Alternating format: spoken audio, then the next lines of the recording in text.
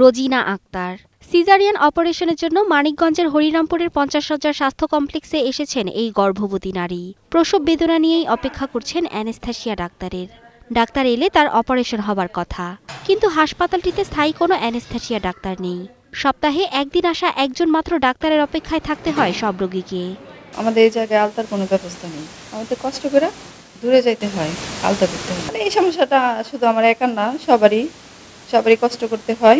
এখানে যদি আলতারই থাকতো আমাকে একটু সুবিধা হতো, আমাকে অনেক দূরে যাইতে লাগতো না।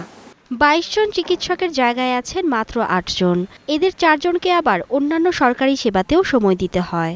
আমার বললো যে বাইরে থেকে চেষ্টা করে আসেন, তারপরে ভর্তি করা লাগলে ভর্তি করি। আমরা বাইরে থেকে কইরাইছি এসে তারপরে ভর্তি নতুন পোস্টিং দিয়েছে, আসবে, কিন্তু এর মধ্যে যখন ছিল না এই পর্যন্ত আমরা ওইভাবে কষ্ট করেই আমাদের কর্তব্য করে যাচ্ছি। ঠান্ডার জন্য যে ডাক্তার দেখাইতে হচ্ছে আমাকে, আমার আজকে হাতে সমস্যা, হাত ফ্র্যাকচার হয়ে গেছে, এটার জন্য দেখা যাচ্ছে আমার ওই অর্থোপেডিক্স নাই, এখানে আমার ওই ডাক্তারই দেখাইতে হয়েছে।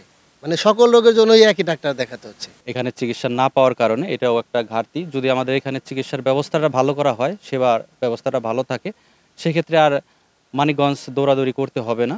হাসপাতালে নেই সনোলজিস্ট বা আল্ট্রাসনোগ্রামের কোনো ব্যবস্থাও।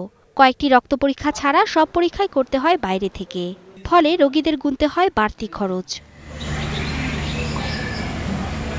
হাসপাতালে অ্যাম্বুলেন্স আছে, কিন্তু চালক নেই। নার্স, আয়া আর টিকিট কাউন্টারেও বসার মতো কর্মীরও সংকট। বেশ কিছু সেক্টরে অনেক জনবলের ঘাটতি আছে, এবং এই জনবলের ঘাটতিগুলো আমরা কিন্তু দেখা যাচ্ছে কি আমরা যারা আছে তাদেরকে দিয়ে ম্যানেজ করা লাগতেছে। ২২ জন চিকিৎসকের পদ আমাদের এখানে আছে, যেখানে আমরা কাজ করছি মাত্র ৭ থেকে ৮ জন চিকিৎসক, এর মধ্যে মেডিকেল অফিসার আছেন মাত্র ৬ জন। মানিকগঞ্জের হরিরামপুরের ১৩টি ইউনিয়নের প্রায় ৫ লক্ষ মানুষের জন্য এই হলো একমাত্র হাসপাতালটির চিকিৎসা ব্যবস্থা। দ্রুত জনবল নিয়োগ ও প্রয়োজনীয় পরীক্ষার ব্যবস্থার দাবি এই এলাকার বাসিন্দাদের। Mithila Anjum, star news.